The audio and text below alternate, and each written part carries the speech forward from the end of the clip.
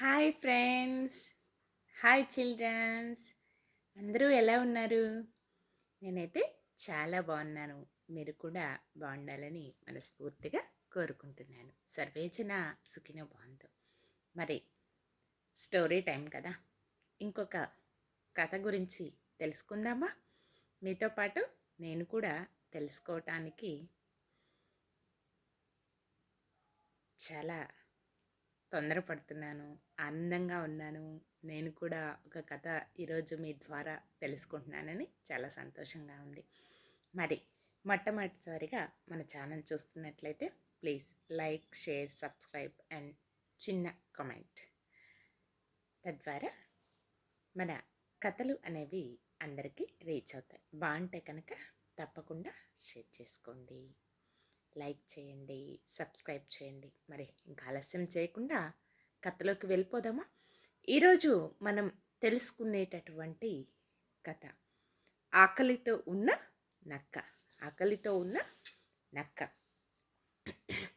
అయితే ఒకప్పుడు ఒక నక్కట బాగా ఆకలి ఆకలితో ఆహారం కోసం వెతుకుతోందట.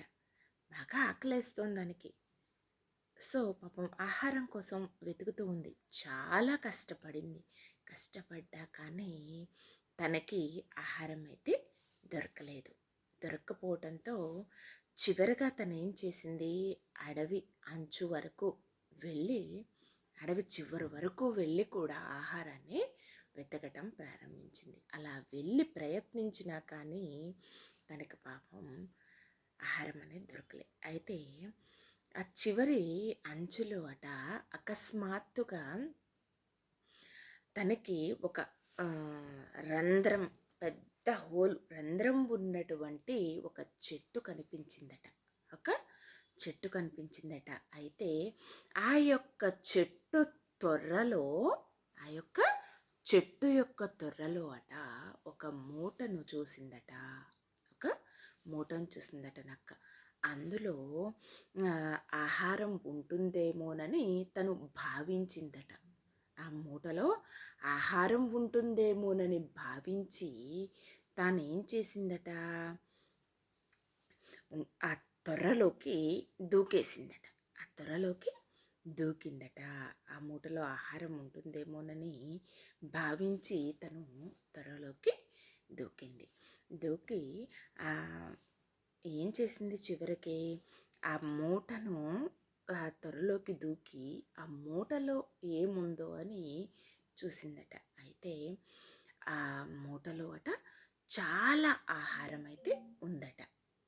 చాలా ఆహారం అయితే ఉందట. అయితే ఇంకా ఆలస్యం చేయకుండా, ఎందుకు తను ఆకలితో ఉంది కదా బాగా. అయితే ఆ మూటలో ఉన్నటువంటి చాలా ఆహారాన్ని చూసేసరికట నక్క ఆనందంతో ఉప్పొంగిపోయిందట. నక్క ఆనందంతో ఉప్పొంగిపోయిందట. అయితే అడవిలో అట చెట్లను నరికి వేస్తున్నారట. అడవిలో ఉన్నటువంటి చెట్లను నరికి వేస్తున్నారట. అయితే కట్టెలు కొట్టుకునే ఒక ముసలాయనట అతని యొక్క ఆహారాన్ని ఆ చెట్టు తొర్రలో ఉంచాడట. తినటానికి ఆహారం తెచ్చుకుంటారు కదా. సో ఆ పెద్ద ఆయన, ముసలాయన ఏం చేశాడట, ఆ చెట్టు తొర్రలో తన యొక్క ఆహారాన్ని పెట్టుకున్నాడట. అయితే ఇంక నక్క ఆకలితో ఉంది బాగా. అది ఆనందంతో ఉండిపోయి ఆ నక్క ఆనందంగా ఆహారాన్ని పడగొట్టి చక్కగా మొత్తం ఆహారాన్ని తినేసింది, భుజించింది. సో మరి ఏంటి పరిస్థితి? మనం ఆహారం తిన్నాము, తిన్న తర్వాత మనకేమవుతుంది? ఎవరికైనా సరే దాహం వేస్తుంది కదా. అలాగే తిన్న తరువాత ఆ నక్కకి తనకట ఆహారం అదే దాహం వేసిందట. దాహం వేస్తే కాబట్టి దాహం వేస్తే ఏం చేయాలి, తను మళ్ళీ వాటర్ తాగాలి కదా. అయితే నీరు తాగాలి కదా. కాబట్టి తను చెట్టు తొర్రలోకి ఏమీ ఆలోచించకుండా దూకేసింది కదా ఆకలితో.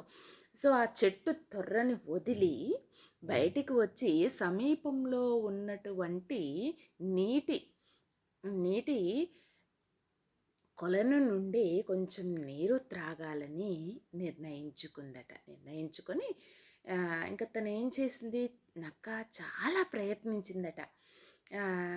ఎట్లా ఆ చెట్టు యొక్క తొర్ర నుంచి బయటికి రావటానికి ప్రయత్నించిందట. కానీ నక్క ఎంత ప్రయత్నించినా కానీ రంధ్రం నుంచి బయటపడలేకపోయిందట. నక్క రంధ్రం నుంచి బయటపడలేకపోయిందట. మరి ఎందుకు బయటపడలేకపోయింది? తను బాగా ఆకలి వేసేసరికి అక్కడున్నటువంటి ఆహార పదార్థాలన్నింటినీ భుజించేసరికి తను అందులో నుంచి బయటపడటం చాలా కష్టంగా అనిపించిందట నక్కకి. ఎందుకంటే అతిగా అంటే ఆకం ఆకలి వేసేసరికి వెనక ముందు ఏవి ఆలోచించకుండా అతిగా తిన్నదట. అతిగా తినేసరికి తను రంధ్రం నుంచి బయటపడలేక తను రంధ్రం నుంచి బయటికి రాలేనంతగా తను భుజించిందట. సో పెద్దగా అయ్యానని నక్క చాలా విచారంతో కలత చెందిందట. పెద్దగా అయిపోయాను, నేను బయటికి రాలేకపోతున్నాను అని కలత చెందిందట. అంటే ఏంటి ఇక్కడ, మనకి ఎంత కావాలో అంతే కదా తినాల్సింది. మితంగా మాత్రమే మనం తినాలి. తను అతిగా తినింది. సో ఇందులో ఉన్నటువంటి నీతి ఏంటి అని అంటే, ఏదైనా కానీ మనం చేసే ముందు బాగా ఆలోచించి చెయ్యాలి. ఏదైనా ఒక పని చేసే ముందు మనం బాగా ఆలోచించి చెయ్యాలి. అదే తన ఆలోచించి ఆ చెట్టు యొక్క త్వరలోనికి సడన్గా దూకకుండా ఒక నిమిషం ఆలోచించి అది నిర్ణయం తీసుకున్నట్లయితే ఇప్పుడు తనకి ఆ పరిస్థితి వచ్చేది కాదు కదా. దానికి నక్క విచారించిందట. మరి ఆకలితో ఉన్నటువంటి నక్క ఎలా అనిపించింది ఈ స్టోరీ? కమెంట్ రూపంలో కమెంట్ చేయండి. ఓకే, మరి మీ విలువైనటువంటి సమయాన్ని కేటాయించి ఇంత అద్భుతమైనటువంటి కథని విన్నందుకు అందరికీ కూడా నా యొక్క హృదయపూర్వక కృతజ్ఞతలు తెలియజేస్తున్నాను. Thank you, thank you, thank you. సర్వేజన సుఖినో భవంతు. మరి మరొక కథతో మళ్ళీ మీ ముందుకు వచ్చేస్తాను.